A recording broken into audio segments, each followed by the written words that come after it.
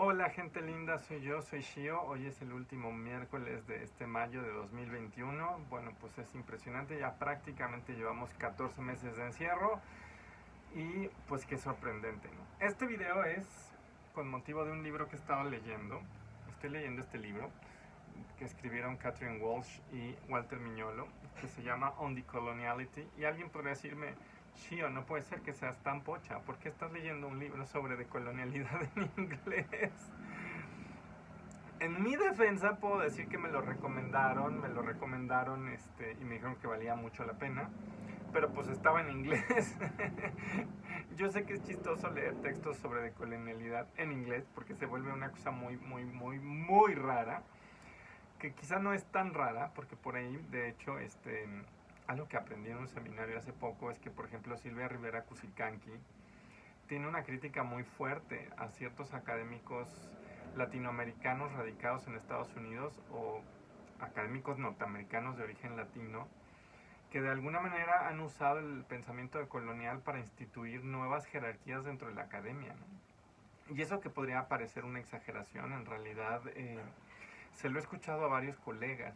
Le he escuchado, por ejemplo, a varios colegas aquí en México que dicen que curiosamente el pensamiento decolonial lo que termina por hacer es abrir las academias latinoamericanas a autores latinoamericanos radicados en Estados Unidos o autores norteamericanos a secas que viven en Estados Unidos y que empiezan de alguna manera a hegemonizarse entre las propias academias latinoamericanas, ¿no? Eso se lo escuché a varios colegas, incluso a filósofos analíticos, que podrían decir seguro esos ni les importa, pero no, ahí hay una sensación muy curiosa de que eso pasa. Incluso una colega, una filósofa argentina muy admirada, Diana Mafia, en una charla, ella misma, me acuerdo que la estábamos escuchando y dijo algo sobre María Lugones que a mí me impactó mucho.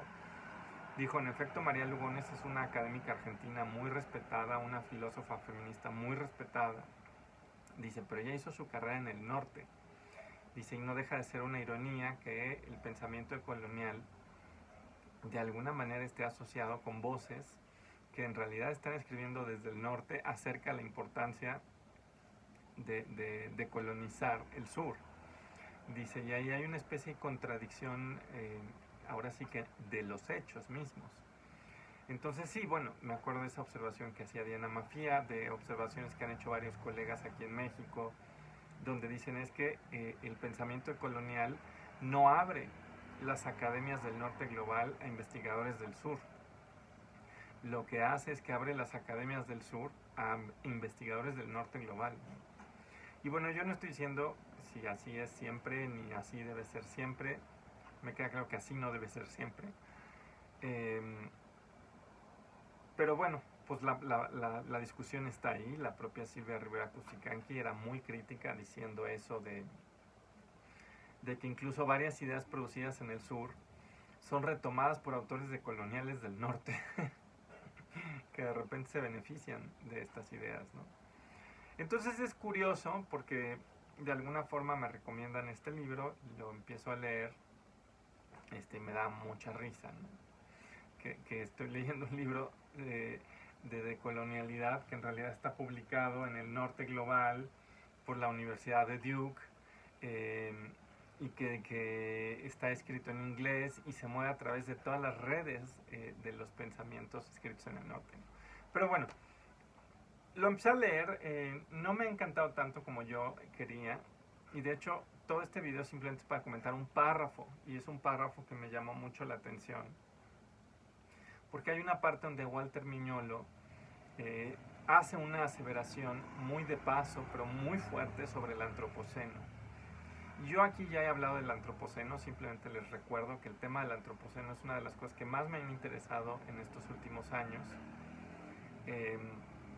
El antropoceno, recuerden que es un concepto que acuñó Paul Crutzen hace ya pues, prácticamente 20 años, y lo que nombraba era una nueva época en la historia geológica del planeta, ¿no? Una nueva época en la cual el ser humano se había vuelto una fuerza geológica, precisamente porque nuestras afectaciones ya no solamente iban a repercutir en tiempos, digamos, biográficos o de generaciones humanas, sino que por primera vez la dimensión histórica de las civilizaciones humanas iba a empezar a tener efectos de tiempos de escala geológicos.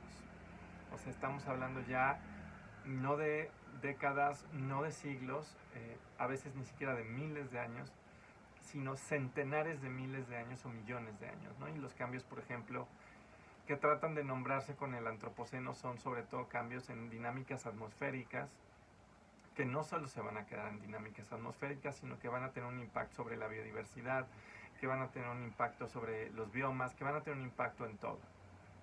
Y en ese sentido, pues cuando dicen antropoceno están diciendo se acabó el Holoceno, ese largo periodo de 10.000 años que empezó en más o menos la última glaciación y duró hasta principios del siglo XIX, y que de hecho se caracterizaba por una estabilidad climática que permitió, por ejemplo, el desarrollo de la agricultura, porque en un mundo que tiene una inestabilidad climática muy fuerte, quizás nunca hubiéramos dejado de ser poblaciones nómadas de cazadores y recolectores.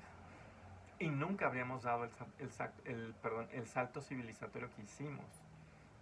Y en ese sentido, el Holoceno es una condición de posibilidad de la civilización humana, ¿no? Digo, yo no sé si nunca se han preguntado por qué, si el ser humano como especie tiene 150.000 años de ser Homo sapiens sapiens, pues ¿qué estábamos haciendo 140.000 años, ¿no? Picándonos los ojos, mirando el cielo, comiendo palomitas. ¿Por qué, no?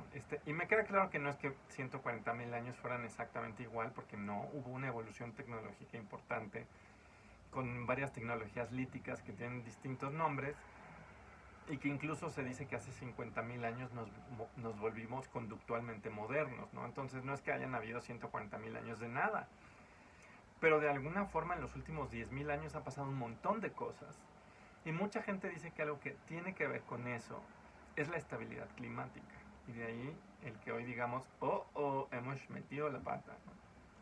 Pero bueno, pues tan hemos metido la pata que hay gente que dice estamos en una nueva época geológica que se llama el antropoceno.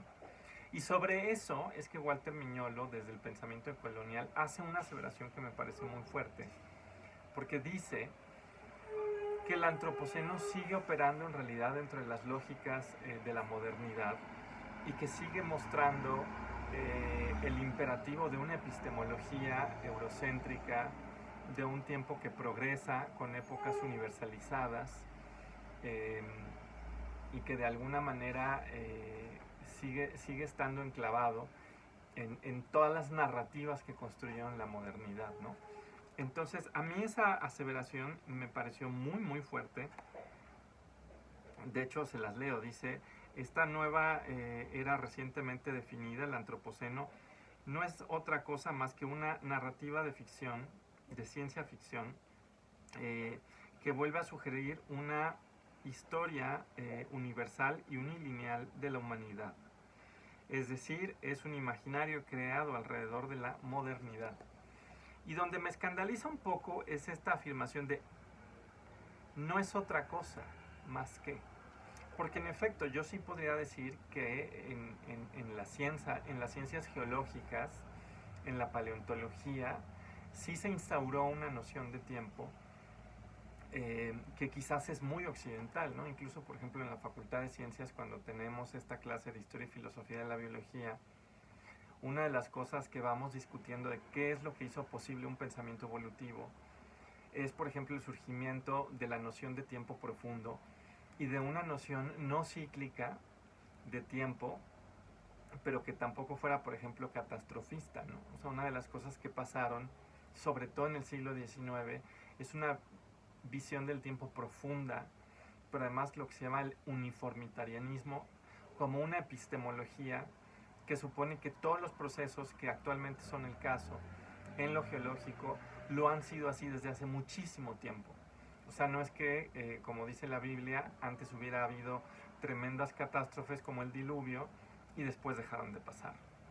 Que era algo que, por ejemplo, en el siglo XVIII todavía la gente discutía. Incluso a comienzos del XIX seguían debates vivos acerca de si había habido algo así como una época de catástrofes que ya habíamos dejado detrás, ¿no? Y el siglo XIX tiene dos rupturas importantísimas con respecto a la noción de tiempo. Una de ellas precisamente es la idea de tiempo profundo, porque por ahí quienes no saben, les sorprenderá que algunos físicos criticaban a Darwin diciendo, no hombre, ¿cómo va a haber tiempo suficiente para la evolución si el Sol tiene como 5000 años? Y lo que pasaba es que se imaginaban que el Sol estaba hecho de carbón. Y decían, pues si está a tal distancia y lleva prendido, pues decían, ¿cuánto tiempo podría tener un cuerpo celeste hecho de carbón que está ardiendo? Y entonces hacían cálculos porque decían, pues si un trocito de carbón así se tarda en apagar tanto tiempo, pues para que el Sol lleve pues prendido pues cierta cantidad de tiempo, lo máximo que puede tener de vida es tanto, ¿no? Y salían 5000, 6000 años, porque se lo imaginaban hecho de carbón, decían un cuerpo celeste hecho de carbón del tamaño del Sol, lo más que podría tener serían unos 6000 años, porque si tuviera más ya se hubiera apagado. Y ahí había una crítica diciendo, no hay un tiempo lo suficientemente profundo para que exista la teoría evolutiva, ¿no? Y por supuesto, pues ahí era una bronca. Eventualmente Darwin le demostró a los físicos que los biólogos siempre tenemos razón. No, no es cierto. Pero sí demostramos en contra de las intuiciones positivistas que si la biología te dice una cosa, a veces te refuta un presupuesto de la física, ¿no? Eso para que la gente positivista no lo olvide. Me salió lo bióloga bien fuerte, ustedes disculparán.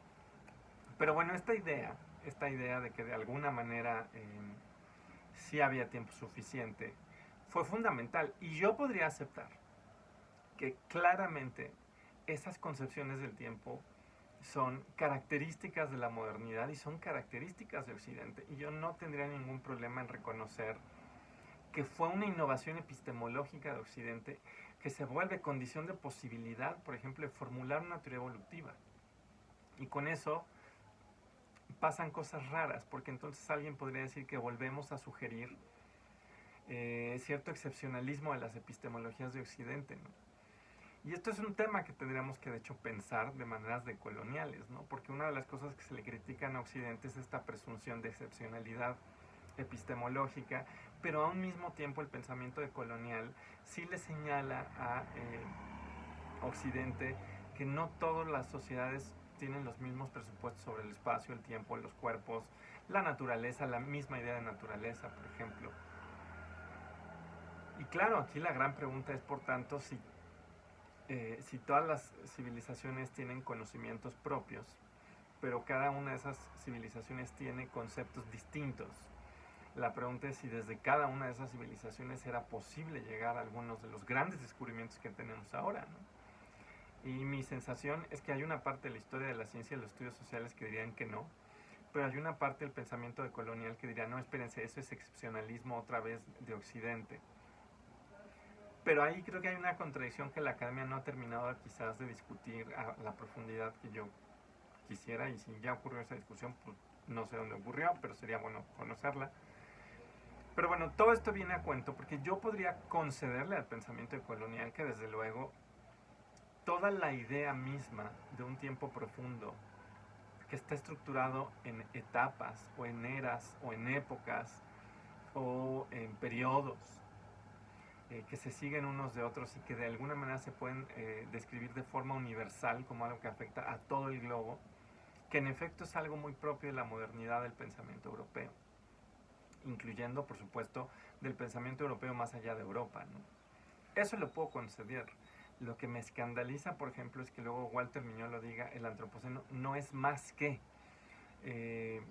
una narrativa de ficción, casi que de ciencia ficción, dice a scientific narrative fiction, ¿no? Una ficción narrativa científica, una ficción de narrativa de la ciencia, ¿no? Eso me parece justamente uno de los grandes problemas que han cargado las humanidades, ¿no? Y ahí, por ejemplo, diría yo que Walter Mignolo, paradójicamente, cae en un ejemplo de antropocentrismo.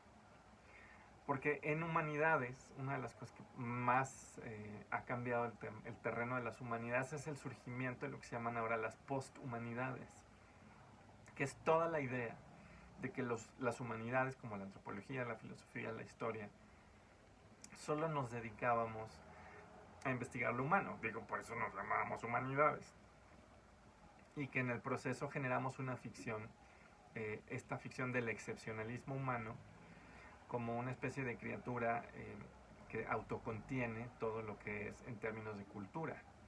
Y que eso, por supuesto, lo hicimos en detrimento, por ejemplo, de la importancia que juegan culturas materiales, y sobre todo de la importancia que juegan todas las relaciones ecológicas que sostienen a las civilizaciones, ¿no?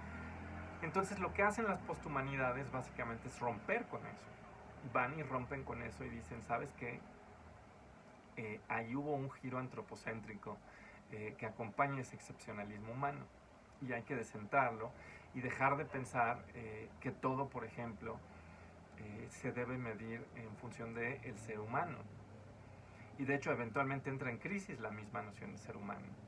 Pero parte de este giro posthumano ha involucrado, por ejemplo, en la ontología orientada a objetos, una crítica a lo que le llaman, precisamente a este representacionalismo, a esta idea de que solo existe aquello que está representado dentro de una epistemología, aquello que de alguna manera es acompañado por una palabra, ¿no? Incluso le dicen a esta tesis la tesis del correlacionismo, solo existe aquello que existe dentro de un marco de pensamiento, ¿no? Y le han dicho muchas de estas personas que son parte de las posthumanidades, a gente que se formó en las humanidades, que el antropocentrismo en humanidades se refleja en esta idea de que la cultura es la gran maestra y la gran arquitecta del mundo, y que dicen eso es en detrimento de otro tipo de agencias que pueblan este mundo, pero también es un ejercicio chauvinista de Occidente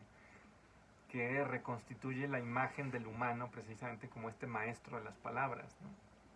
Entonces todo esto viene a cuento porque yo siento que la frase que hace Walter Miñolo de alguna manera esconde una contradicción. Porque en efecto él detecta que hay elementos de modernidad en la narrativa misma del antropoceno, por esta idea de épocas, por esta idea de una historia del tiempo universal que afecta a toda la humanidad completa, pero no se da cuenta que su movimiento de creer que solamente es una ficción en función de cierta epistemología reconstituye el antropocentrismo y reconstituye la mirada occidentalizada que tiene el antropocentrismo, de que el ser humano de alguna manera es el amo y señor de las palabras y que todo lo que decimos del mundo es simplemente una especie de efecto de la cultura, ¿no? Por ahí hay gente que, por ejemplo, en ecología queer dicen que esto es un ejemplo de creacionismo cultural. Entonces, pues nada, esa parte del libro sí me hizo levantar la ceja así. Ay, no puedo levantar la ceja. Bueno, entonces me llama mucho la atención eso, porque sí creo, paradójicamente, que el pensamiento colonial tendría que romper con la excepcionalidad de lo humano, si quiere también romper con lo humano como concepto universal. Y parte de ese proceso sería dejar de pensar que todos son palabras, epistemes, que todos son simplemente significantes, y empezar a reconocer que quizás el antropoceno, pues aquí están. Quizás las narrativas del antropoceno están formuladas en términos de los lenguajes de la modernidad, y con eso no tengo ningún problema, ¿no? Pero reducirlo a una especie de espejismo de esos mismos lenguajes creo que reconstituye todos los vicios del pensamiento colonial, occidental, europeo, etc. Y nada, sí me llama la atención. Yo sí creo que ahí, por lo menos a Walter Miñolo, sí le falló fea la brújula. Y nada, pues no, ahora sí que no lo hagan en casa, amiguitos. No se vuelvan de negacionistas del clima en nombre de la decolonialidad, porque si no nos va a cargar el payaso a todos. Nos vemos en una semana. Bye bye.